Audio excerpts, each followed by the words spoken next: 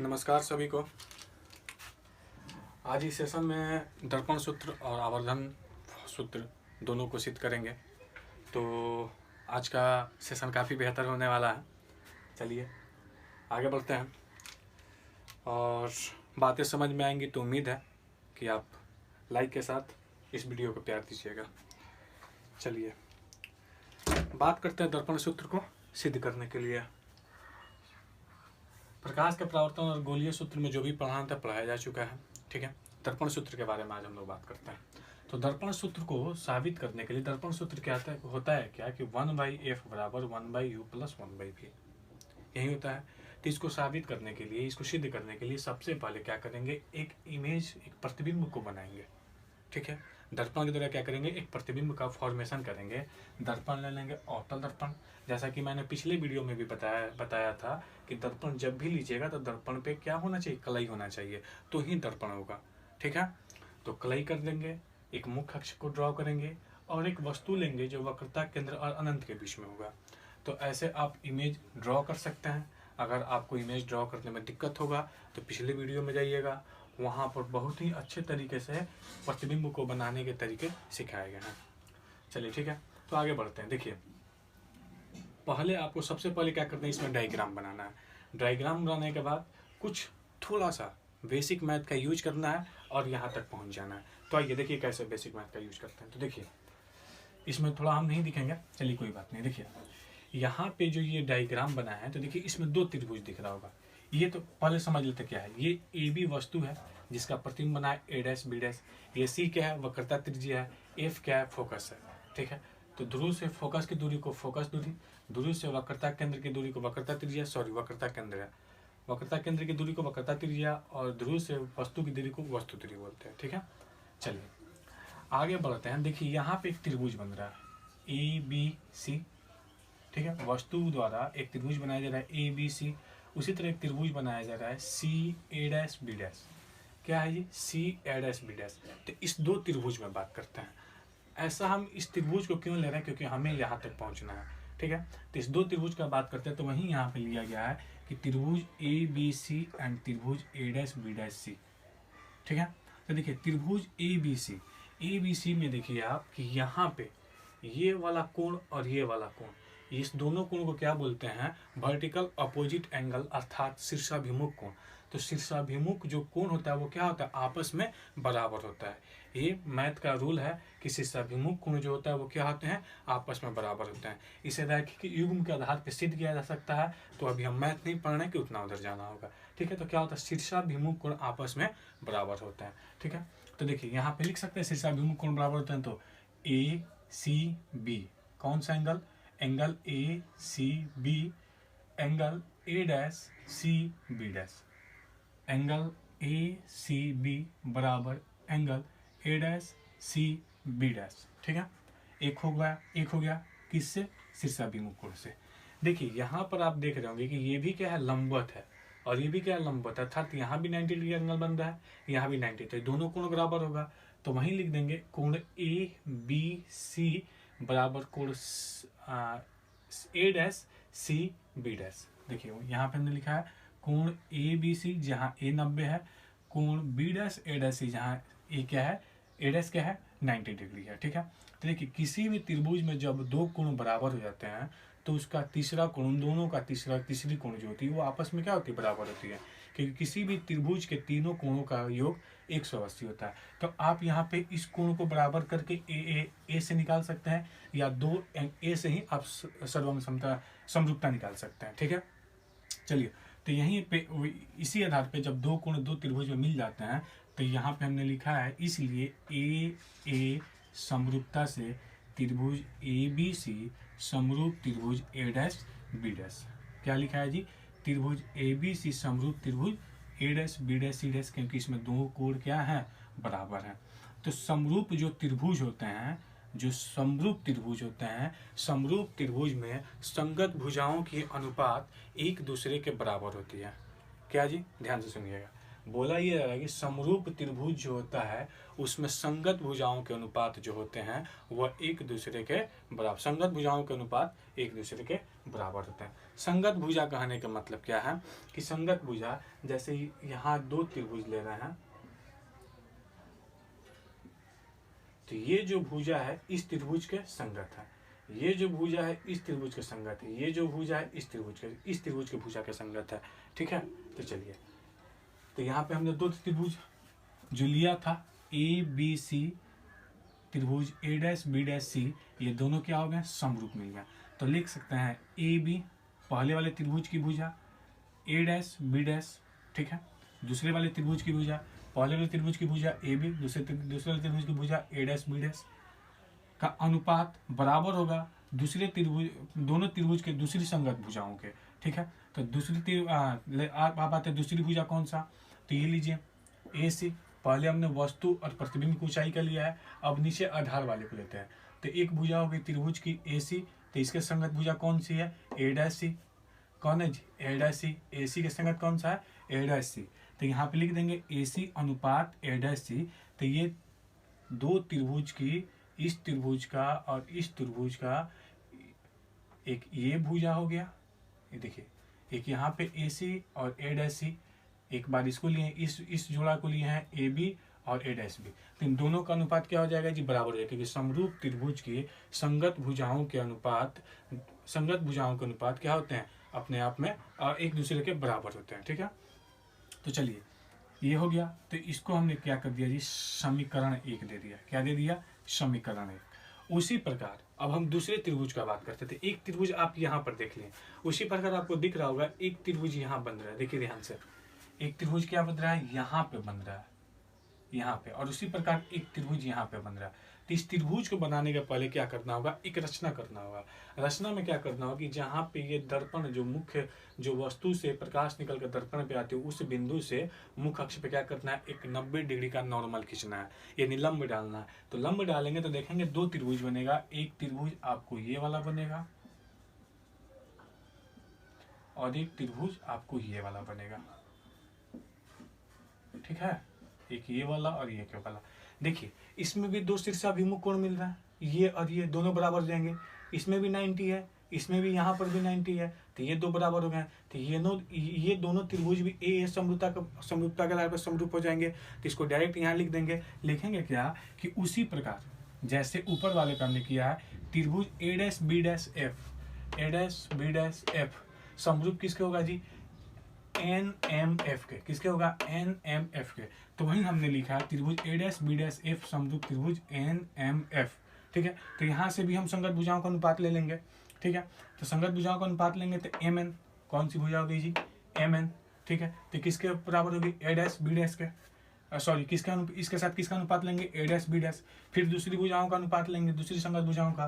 तो दूसरी संगत भुजा कौन सा ले लेते हैं, जैसे हमने यहाँ पे लिया था मुख्य अक्ष के ऊपर और आधार को, उसी तरह मुख्य अक्ष के ऊपर आधार को ले लेते हैं एफ एन। तो उसी प्रकार कौन सा हो जाएगा, एफ ए डैश या ए डैश एफ।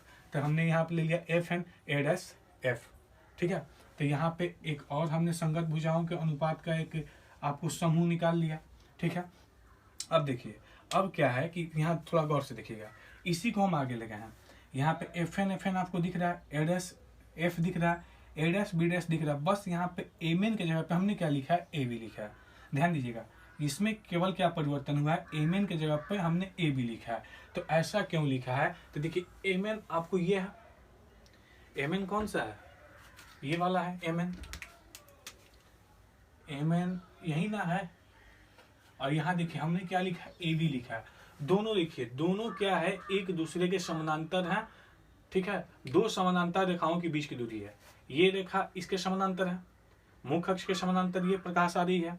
तो दोनों रेखाओं के बीच की दूरी कहीं भी, अब दो समानांतर रेखाओं के बीच की दूरी सभी जगह क्या होती है, समान होती है। दो समानांतर रेखाओं के बीच की दूरी सभी जगह समान होती है। तो ये दूरी यहाँ पे इन दोनों के बीच की दूरी है और इन दोनों के बीच की दूरी है, तो ये दोनों क्या होगी, समान होगी। इसीलिए हमने लिखा है कि ए बी बटा ए डैश बी डैश बराबर एफ एन बटा ए डैश एफ, समीकरण 2। और कोष्ठ में लिखा गया है कि एम एन बराबर ए बी, एम एन बराबर ए बी, इसीलिए हमने ऐसा लिख दिया। चलिए अब आगे बढ़ते हैं। तो समीकरण एक पहले मिला था, अब समीकरण 2 मिल गया। इन दोनों समीकरणों को इक्वेट करेंगे तो देखिए आपको इस बराबर वाले इधर भाग को क्या बोलते हैं LHS, और बराबर के इधर वाले भाग को क्या बोलते हैं RHS से, ठीक है। Right hand side, left hand side, तो कि जब दो समीकरण का लेफ्ट हैंड साइड बराबर हो तो राइट हैंड साइड को क्या कर देते हैं, बराबर कर देते हैं। तो वहीं हमने लिखा है समीकरण 1 और समीकरण 2 से AC बाई A' बराबर FN बाई A', ठीक है। चलिए यहाँ तक हमने समझ लिया। अब देखिए फिर एक थोड़ा सा मान लेना है, एजम्पशन करना है। क्या करना है कि ये जो देखिए P और N के बीच में ज़्यादा गैप नहीं है, तो बस हमें यही मानना है कि ये जो N है ये किसके नज़दीक है, P के नज़दीक है और बिल्कुल P के करीब ही है। तो N और P दो अलग अलग बिंदु नहीं है, दोनों क्या है, एक ही बिंदु है। तो हमने लिखा है कि माना कि N P के बहुत निकट है, इसीलिए N बराबर P। इसलिए क्या हो जाएगा जी, N बराबर P। तो देखिए जहाँ जहाँ N होगा उसको किससे डिस्प्लेस कर देंगे, P से। देखिए तो AC बाई A' FN, तो N है, N को किससे ला देना है जी, P से, उसका तो A', ठीक है। चलिए अब क्या करते हैं, ये जो हमें मिला है यहाँ पे जो संगत भुजाओं को अनुपात, संगत भुजा नहीं, यहाँ पे जो आपको इक्वेशन भी नहीं, यहाँ पे जो अनुपात मिला है इसको क्या करते हैं हम वस्तु दूरी, प्रतिबिंब दूरी, फोकस दूरी से कोऑर्डिनेट करते हैं, क्योंकि हमें यही चाहिए, ठीक है। तो कैसा है ये देखिए, जो ये AC आपका है, जो क्या है आपका AC यहाँ से यहाँ तक का है, यही ना AC है। तो इस AC को प्राप्त करने के लिए क्या करेंगे, इस पूरे PA, इस AP में से CP, AP में से क्या कीजिए आप CP को घटा लीजिए। AP में से जब आप CP को घटा लीजिएगा तो क्या बचेगा, यही बचेगा AC।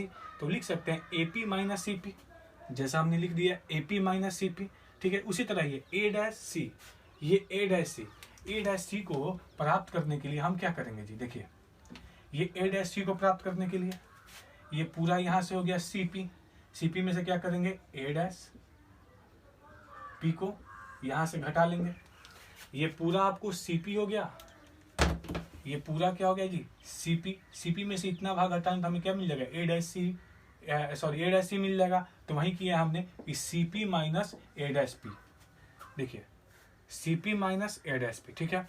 अब आगे आते हैं, यहाँ पे क्या है FP को उसी तरह छोड़ देंगे, क्योंकि FP क्या होता है, अपने आप में फोकस दूरी होता है और हमें यही चाहिए, तो इसको वैसे ही छोड़ देंगे तो FP हो जाएगा। अब नीचे क्या है A', देखिए A', इस दूरी को निकालना है, किस दूरी को निकालना है, इस दूरी को। तो इस दूरी को निकालने के लिए क्या करेंगे, यहाँ से इस कुल दूरी में से यहाँ वाले दूरी को घटा देंगे, ठीक है। तो क्या लिख देंगे कि PA' माइनस FP, ठीक है, A', माइनस FP या PA' माइनस PF। तो देखिए क्या लिखा हमने A', माइनस FP, ठीक है। समझ में आ गया ये कहाँ से आया है, अगर नहीं समझ आया तो फिर से वीडियो बैक कर देख लीजिएगा, ठीक है। तो आगे ये अब हमने इसको तो लिख दिया, अब इसमें कौन क्या है उसको लिख देते हैं, ठीक है। तो AP, ये देखिए AP क्या है, AP यानी ध्रुव से वस्तु जहां रखा गया उसके बीच की दूरी है, और उस दूरी को क्या बोलते हैं, वस्तु दूरी। उसको किससे सूचित करते हैं, U से। किससे सूचित करते हैं, U से। हमने बताया क्या था कि मुख्य अक्ष के ध्रुव के इधर जो भी बाएं तरफ होगा वो क्या होगा, निगेटिव होगा। लेकिन उसके साथ ये भी लिखाया था कि वस्तु दूरी हमेशा निगेटिव होती है। तो ये वस्तु दूरी होगी U और क्या होगी, निगेटिव होगी, साइन के साथ लिख देंगे। फिर माइनस यहाँ पे ये CP क्या है, प्रतिबिंब दूरी। CP देखिए ध्रुव से प्रतिबिंब, नहीं सॉरी वक्रता त्रिज्या है। C क्या है, वक्रता केंद्र। तो ध्रुव से वक्रता केंद्र के बीच की दूरी को क्या बोलते हैं, वक्रता त्रिज्या। क्या बोलते हैं, वक्रता त्रिज्या। उसको किससे सूचित करते हैं, बड़ा R से, ठीक है। तो अवतल दर्पण में क्या बताया था कि वक्रता त्रिज्या हमेशा क्या होता है, निगेटिव होता है। तो माइनस वक्रता त्रिज्या माइनस होगा क्योंकि निगेटिव होता है, R डाल दिए, ठीक है। अब नीचे ये CP, तो अभी CP का चर्चा हो गया। CP क्या है, वक्रता त्रिज्या और क्या है, माइनस है। फिर माइनस और A', P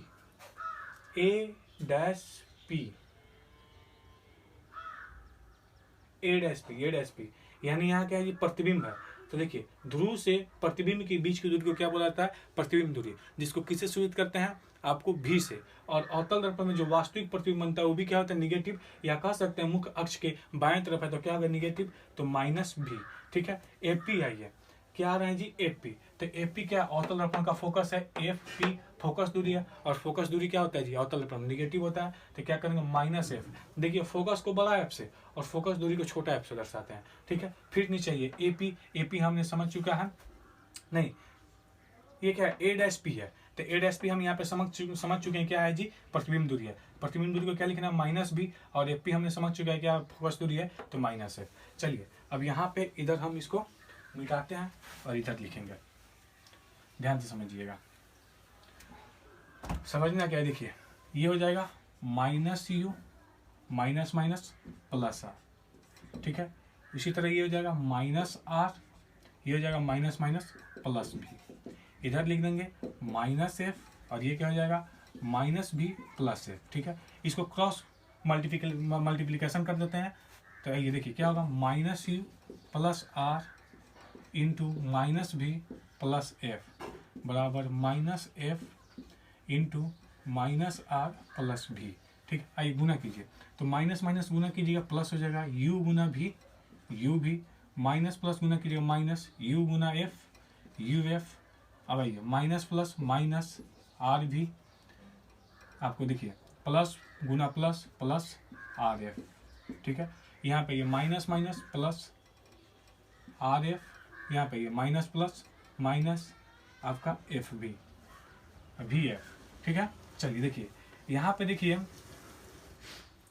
कहाँ है लोग जन, देखिए ये आर एफ प्लस है, आर एफ प्लस है, जब बराबर के दोनों साइड सेम होता है वो क्या होता है, एक दूसरे से कट जाता है, अर्थात इसको नहीं भी काटेंगे तो प्लस को इधर माइनस इधर माइनस प्लस माइनस क्या हो जाएगा, कट कट जीरो हो जाएगा।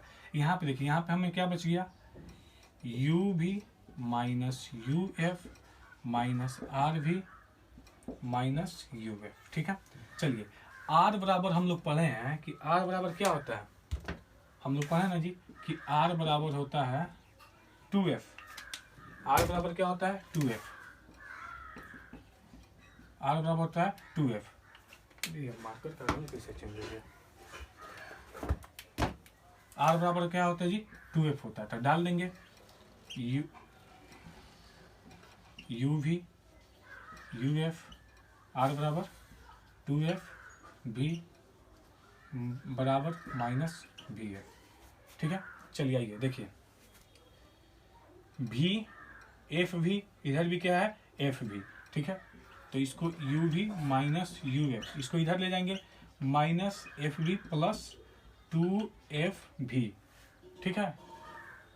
एफ भी या भी एफ कुछ भी लिख सकते हैं, तो यू भी माइनस यू एफ, ये माइनस है ये प्लस है तो घट जाएगा, और जिसका बड़ा साइन होता है वो अगर प्लस आएगा तो क्या हो जाएगा जी, एफ भी बच जाएगा, ठीक है। यहाँ तक समझ में आया। चलिए अब आगे बढ़ते, अब क्या करेंगे, यू भी एफ से दोनों तरफ क्या करेंगे, भाग करेंगे, दोनों तरफ क्या करेंगे जी, भाग करेंगे, ठीक है।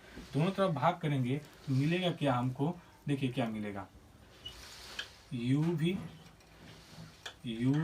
एफ माइनस यू भी एफ भी माइनस यू भी एफ, ठीक है। चलिए अब इधर आते हैं, तो हमने भाग किया तो देखिए इधर क्या कट गया, यू भी से यू भी कट गया, यू से यू कट गया, एफ से एफ कट गया, इधर भी एफ से भी एफ कट गया, बच गया यू। देखिए इधर क्या बच गया, 1/f माइनस क्या बचा है जी 1/v, और इधर क्या बचा है 1/u। अब आइए 1/f, इस माइनस को इधर ले जाएंगे तो क्या हो जाएगा जी, प्लस हो जाएगा। नहीं हमें सिद्ध करना था, सिद्ध हो गया, यही ना सिद्ध करना था दर्पण सूत्र की 1/f बराबर 1/u प्लस 1/v, ठीक है। चलिए अब आगे सीखेंगे कि आवर्धन बराबर माइनस v/u कैसे होता है, ठीक है। अगर समझ में आया होगा तो वीडियो को लाइक कीजिएगा, चैनल को सब्सक्राइब कीजिएगा और इस वीडियो को शेयर कीजिएगा ताकि और लोग भी लाभान्वित हो सकें। चलिए ठीक है, तो अब आगे देखते हैं आवर्धन के लिए। इसको नहीं समझ में आया हो तो फिर से एक बार वीडियो को देख लीजिएगा, बातें अच्छी तरह समझ में आएंगी।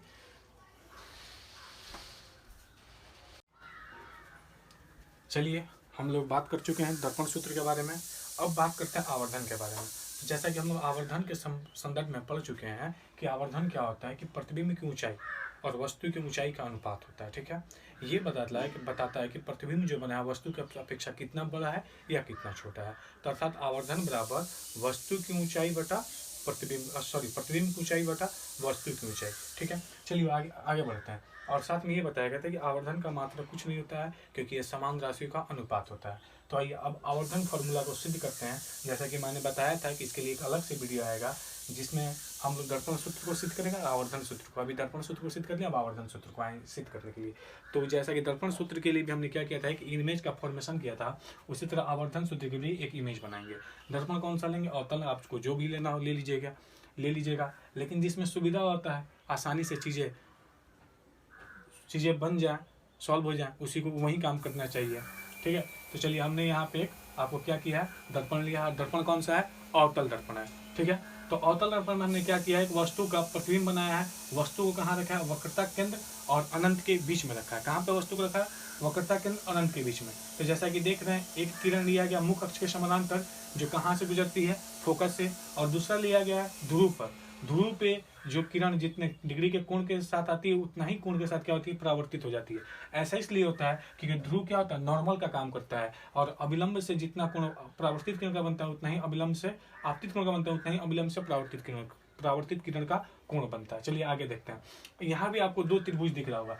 एक ये वाला त्रिभुज, कौन सा त्रिभुज, ए, देखिए एक आपको ये वाला त्रिभुज दिख रहा होगा, ABP। ठीक है, एक त्रिभुज आपको दिख गया ABP। एक और त्रिभुज आपको दिख रहा होगा, कौन सा त्रिभुज है, देखिए आपको A' P और B, देखिए यहाँ पे त्रिभुज है A' P और B। इसको कलर करते हैं, देखिए कलर करते हैं, छोड़कर इसको F को कलर करते हैं। ठीक है, एक त्रिभुज आपके सामने ये है, एक ये ऊपर बड़ा त्रिभुज है ABP, एक छोटा त्रिभुज है A', B', P। ठीक है, दो त्रिभुज हमने लिया, जिसको लिख दिया त्रिभुज ABC एंड त्रिभुज A', B', P। देखिए इसमें भी क्या है आपको कि ये जो इसमें दो कोण ले रहे हैं, क्या ले रहे हैं, APB, क्या ले रहे हैं, APB, यानी कौन सा एंगल ले रहे हैं, ये वाला एंगल। ठीक है, जो किसके बराबर होगा, A', P, B' के बराबर होगा। क्यों बराबर होगा जी, क्योंकि दोनों क्या है, ये I है और ये R है, ये आपतित कोण है और ये परावर्तित कोण है, और परावर्तन के नियम से दोनों कोण क्या होता है, आपस में बराबर होता है। दोनों कोण क्या होता है, आपस में बराबर होता है। तो लिख देंगे कोण APB बराबर कोण A', PB। क्या हो जाएगी जी, परावर्तन के नियम से I बराबर R, यानी परावर्तन कोण बराबर आपतन कोण, सॉरी आपतन कोण बराबर परावर्तन कोण, वही बात है। चलिए अब एक एंगल देखते हैं। यहाँ पे थोड़ा सा डिस्टर्बेंस हो रहा है, इसलिए दिमाग उधर भटक जा रहा है। एक यहाँ पे देखिए, ये भी क्या है, नॉर्मल है, और ये भी क्या है जी, नॉर्मल है।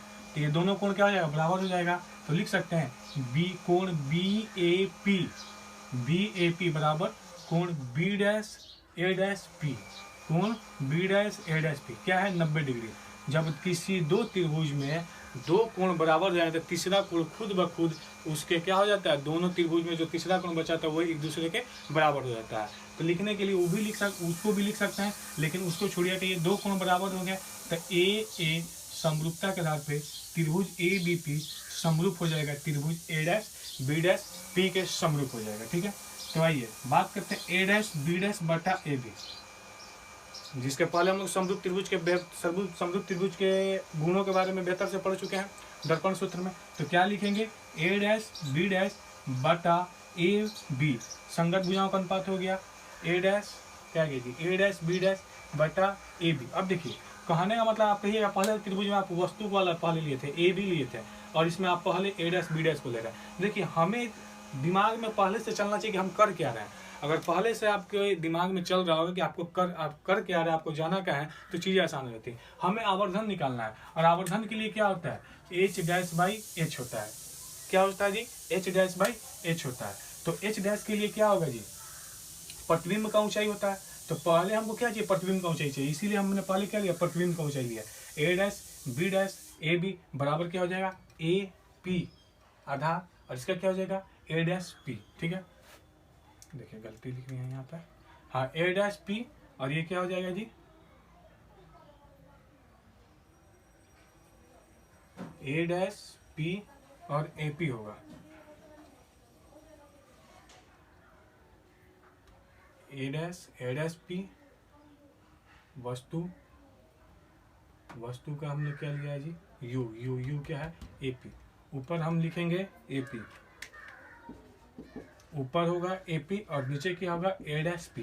ठीक है, तो ये एपी हो गया आधार और इसके समरूप हो जाएगा ए डैश पी के। चलिए ठीक है, आगे देखते हैं हम लोग।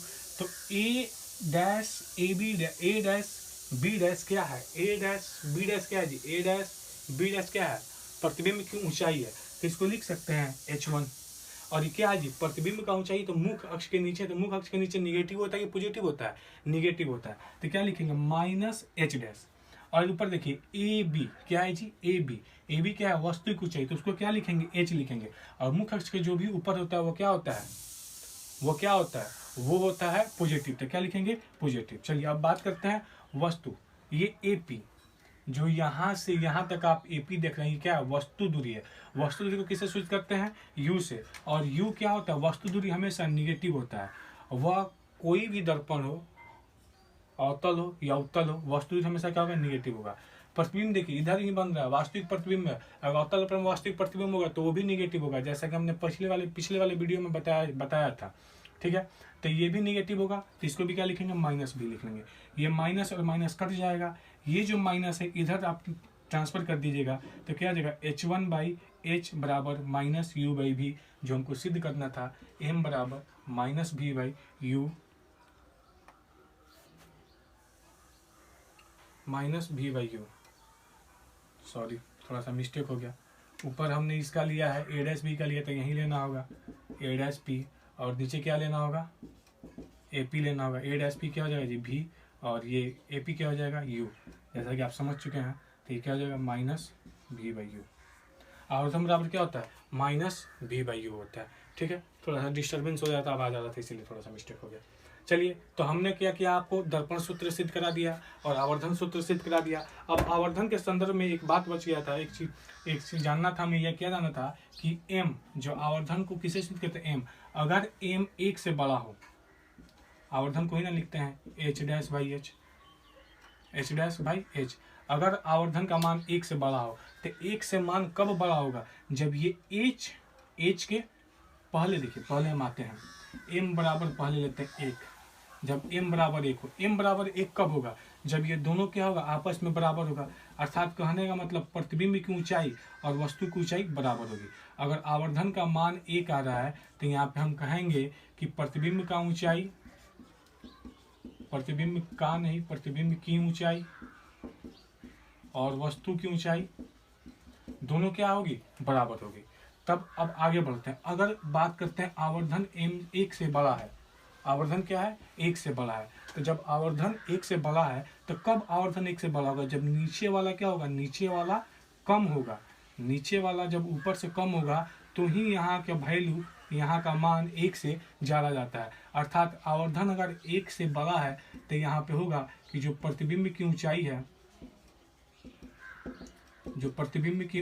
है, वो वस्तु की ऊंचाई से क्या होगी, ज्यादा होगी, वो क्या होगी, ज्यादा होगी। ठीक है, अब बात करते हैं कि आवर्धन 1 से क्या है, कम है। आवर्धन क्या है, 1 से कम है। तो 1 से कम कब होगा, 1 से कम तब होगा जब नीचे वाले का मान, जो हर में होता है, हर का मान ज्यादा हो। तो यहाँ पे क्या हो जाएगा, जो प्रतिबिंब की ऊंचाई होगी वस्तु की ऊंचाई से कम होगी। तो समझ गए, जब m बराबर 1 हो तो वस्तु की ऊंचाई और प्रतिबिंब का ऊंचाई समान है। जब m 1 से ज़्यादा हो तो प्रतिबिंब का ऊंचाई ज़्यादा होगा, अगर m 1 से छोटा हो तो प्रतिबिंब का ऊंचाई कम होगा। चलिए एक ट्रिक आपको बता देते हैं, जो इमेज फॉर्मेशन में बताया गया था। इमेज फॉर्मेशन बनाने के लिए कि इमेज कैसे बनेगा गोलीय दर्पणों के द्वारा, तो उसमें आपको थोड़ा ज़्यादा लंबा याद करना था। आप बस 3 बातें याद रखिएगा, उसके आगे हर कुछ आसान हो जाएगा। देखिए क्या आसान होगा, कहने का मतलब पहला याद रखना है आपको कि अगर वस्तु फोकस पे है, वस्तु क्या है, फोकस पर है, तो उसका प्रतिबिंब कहाँ बनेगा, अनंत पर बनेगा। कहाँ बनेगा, अनंत पे। ये बहुत ही जरूरी है, बार बार पूछा जाता है। इसका उल्टा कर दीजिए, अगर वस्तु,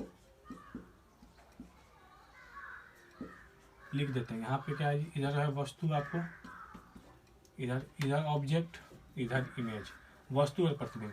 जब वस्तु फोकस पे होगा तो प्रतिबिंब कहाँ बनेगा, अनंत पे। बस इस तीन बिंदुओं को, इन तीन बिंदुओं को याद रखना है, बाकी सब कुछ आपको आसान रहेगा।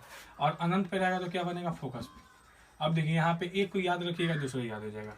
तीसरा देखिए, तीसरा क्या याद रखना है कि जब आप दर्पण से, देखिए ये हमने थोड़ा सा आपको एक एग्जांपल ले लेते हैं तब समझिएगा। ये हो गया फोकस, ये हो गया वक्रता केंद्र, और इधर हो गया मान लीजिए अनंत। अनंत कहने का मतलब कि सबसे आखिरी बिंदु, आखिरी का आखिरी बिंदु, जिसको आप ड्राइव नहीं कर सकते। हमने कहा कि जब ये फोकस पे होगा, इसमें आपको तीन बिंदुओं को याद रखना है। जब वस्तु फोकस पे होगा तो उसका प्रतिबिंब कहाँ बनेगा, इधर अनंत पे बनेगा, ठीक है। और फिर बात करेंगे जब इधर वस्तु अनंत पे है तो उसका प्रतिबिंब कहाँ बनेगा, फोकस पे बनेगा, ठीक है। तो इसका मतलब क्या है कि अगर वस्तु इधर है तो प्रतिबिंब किधर भाग रहा है, इधर। वस्तु इधर है तो प्रतिबिंब किधर जा रहा है, इधर जा रहा है। और वस्तु इधर है तो प्रतिबिंब किधर जा रहा है, इधर जा रहा है। अर्थात इसमें बस यही बात रखना, याद रखना है कि फोकस की ओर से आगे वस्तु बढ़ेगा, किधर, फोकस की ओर से आगे बढ़ेगा अनंत की ओर, तो प्रतिबिंब किधर शिफ्ट होगा, प्रतिबिंब शिफ्ट होगा अनंत से किधर, अनंत से फोकस की ओर। अनंत से किधर शिफ्ट होगा, फोकस की ओर, ठीक है। तो देखिए बात करते हैं, तो पहला देखिए यहाँ से चीजों को कैसे याद रखना है। इन तीन बिंदुओं को याद रखिएगा आपको, उसके बाद दूसरा कोई प्रतिबिंब का पोजीशन याद रखने की जरूरत नहीं पड़ेगा, ठीक है। तो देखिए हमने कहा फोकस पे रहेगा तो अनंत पे, अनंत पे तो फोकस पे। और दूसरी और तीसरी बात ये बोले कि जब फोकस से आप अनंत की तरफ बढ़ते हैं, वस्तु को बढ़ाते हैं, तो जो प्रतिबिंब होगा वो अनंत से फोकस की तरफ शिफ्ट होगा।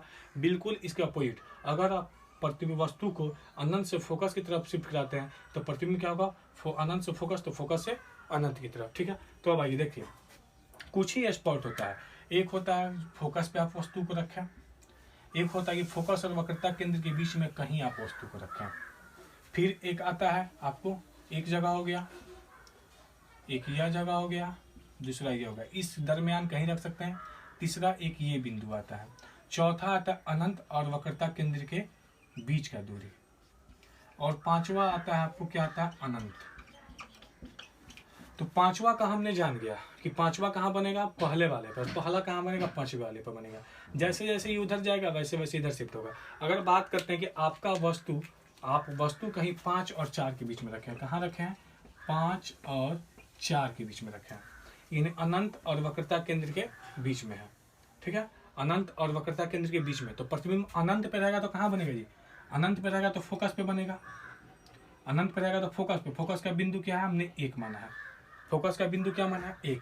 तो जब अनंत से आप किधर गए हैं, दर्पण की तरफ, ये दर्पण की तरफ, तो प्रतिबिंब किधर भागेगा, दर्पण से अनंत की ओर। तो 1 से फोकस किधर भागेगा, इधर भागेगा, तो 1 से 2 के बीच में बनेगा। यानी कहने का मतलब क्या है कि जब वस्तु अनंत और वक्रता केंद्र के बीच में रहेगा तो कहाँ बनेगा, फोकस और वक्रता केंद्र के बीच में बनेगा, ठीक है। अब बात करते हैं कि फिर इसके बाद कौन सा पड़ाव होता है, इसके बाद पड़ाव आता है आपको वक्रता केंद्र का। तो वक्रता केंद्र का कौन सा बिंदु है, 3। तो देखिए फिर इधर आ गए हैं, तो फिर इधर तो बढ़ गए। अब यहाँ से अगला कौन पड़ाव आता है, तो ये आता है 3। जब 3 पे रहेगा तो कहाँ पे प्रतिबिंब बनेगा, बिंदु 3 पर। यहाँ अर्थात वक्रता केंद्र पर रहेगा तो कहाँ बनेगा, वक्रता केंद्र पर ही। और सेम जगह बन जाती है, यहाँ पे बराबर प्रतिबिंब होता है। एक दूसरे के जितना प्रतिबिंब का ऊंचाई होगा उतना ही वस्तु का ऊंचाई होता है। फिर अब आगे इधर किधर शिफ्ट कर सकते हैं, 3 और 2 के बीच में, 3 और 1 के बीच में। ये दूसरा पॉइंट है, यानी वक्रता केंद्र और फोकस के बीच में जाइएगा। तो वक्रता केंद्र और फोकस के बीच में जाइएगा, कौन सा पॉइंट हो जाएगा, 3 और 2 के बीच। तो प्रतिबिंब कहाँ बनेगा, इधर शिफ्ट कर जाएगा, 3 और 5 के बीच, 3 और 5 के बीच। यानी 3 और 2 के बीच आप बात कर रहे हैं, क्या बात कर रहे हैं, वक्र 3 और 1 के बीच, सॉरी क्या बात कर रहे हैं आप, 3 और 1 का बीच का बात करते हैं। कौन सा स्पॉट आ रहा है, 3 और 1 के बीच में 2 स्पॉट आ रहा है, दूसरा स्पॉट। यानी कहने का मतलब क्या है कि वक्रता के अंदर फोकस के बीच में वस्तु हो तो प्रतिबिंब कहाँ जाएगा, 3 और 5 के बीच में। किस स्पॉट पे, 4, यानी अनंत और वक्रता केंद्र के बीच में आएगा। अब लास्ट बच गया कि वो अब इधर से कहाँ जाइएगा, फोकस पे जाइएगा। तो फोकस पे आप पहले ही याद कर चुके हैं, फोकस पे कहाँ बनता है, अनंत पे बनता है, ठीक है। हो गया ना। इस ट्रिक के द्वारा आप इन 3 बातों को याद रखिए, हमेशा याद रखिएगा, ठीक है। अब देखिए, अब एक और चीज बताते हैं। अब एक बिंदु बच गया ध्रुव से फोकस, क्या बच गया, ध्रुव और फोकस, इधर जो वस्तु होगा इसका प्रतिबिंब दर्पण के पीछे बनता है और वस्तु से बड़ा बनता है और वस्तु से छोटा बनता है। चलिए ये तो पोजीशन आप याद कर गए ट्रिक के द्वारा। अब इसकी ऊंचाई को कैसे याद रखेंगे ट्रिक के द्वारा, तो देखिए इसमें याद रखना है कि इधर आपने क्या रखा है ऑब्जेक्ट और इधर क्या रखा है इमेज। तो इधर ऑब्जेक्ट अगर फोकस पे वस्तु हो तो अनंत पे बनेगा तो बहुत बड़ा बनता है,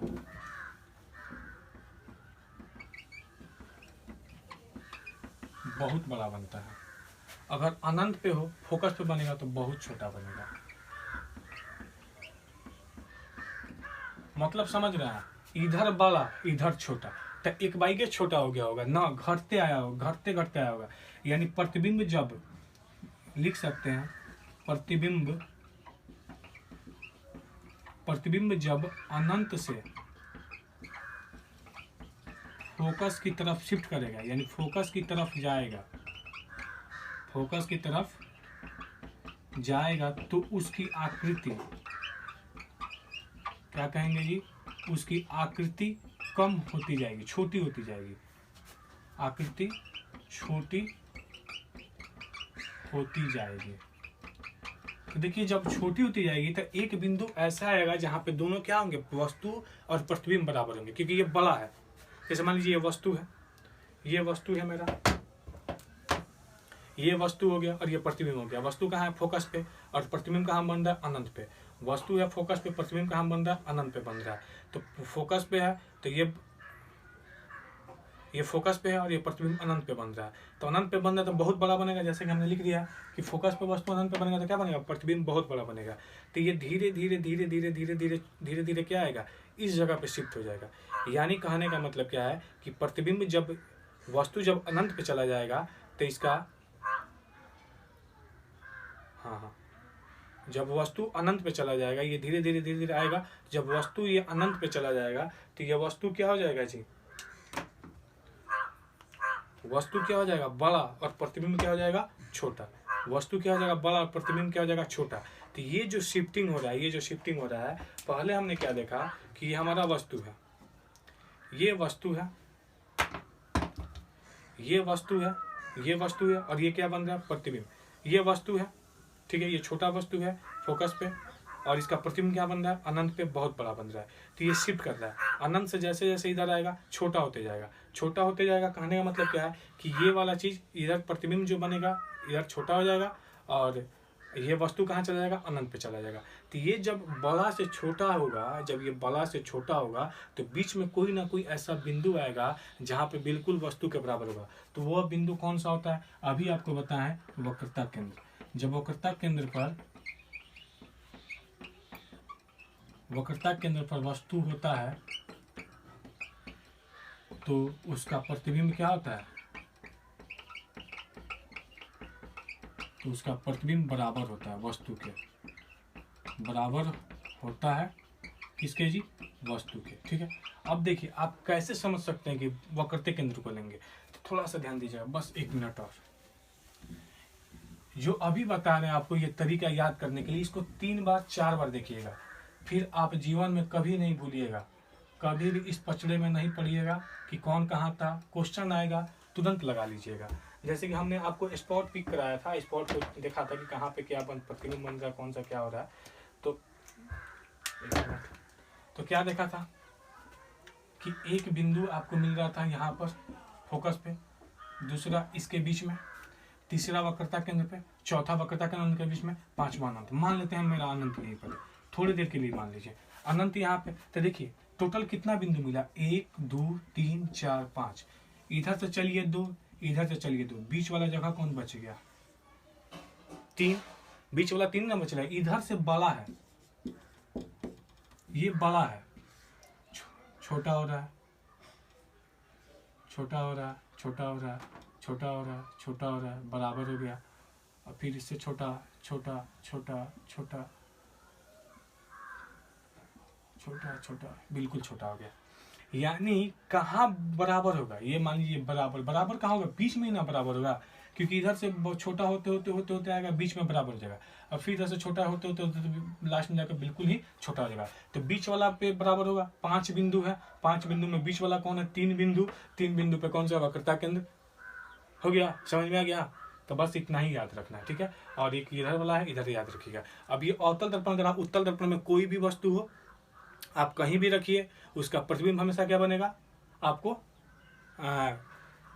क्या बनेगा जी, दर्पण के पीछे बनेगा, ठीक है। क्या बनेगा, दर्पण के पीछे बनेगा, ठीक है। और क्या बनता है जी, वस्तु के सापेक्ष बड़ा बनता है, वस्तु के सापेक्ष क्या होता है, बड़ा बनता है। चलिए ठीक है। आपका यहाँ पे गोलीय दर्पण से प्रकाश का जो परावर्तन था, जो इमेज का फॉर्मेशन था, जो दर्पण सूत्र था, आवर्धन सूत्र था, सारे चीज़ों को पढ़ाकर समझाया जा चुका है। अगर आपको वीडियो अच्छा लगे तो इसको लाइक कीजिए, शेयर कीजिए, चैनल को सब्सक्राइब कीजिए। सब्सक्राइब करने के लिए आप जहाँ पे देखते हैं, देखिएगा वीडियो के नीचे रेड कलर का रहता है, जब आप चैनल को ओपन कीजिएगा, उसको ओपन को उस पर जब रेड कलर का सब्सक्राइब लिखा रहेगा उसको जब टच कीजिएगा तो बेल आइकन आएगा, बेल आइकन को दबा दीजिएगा, टच कर दीजिएगा, तो जो भी वीडियो बनाया जाएगा उसका नोटिफिकेशन आपके पास जाएगा। चलिए धन्यवाद, बाय बाय, टेक केयर।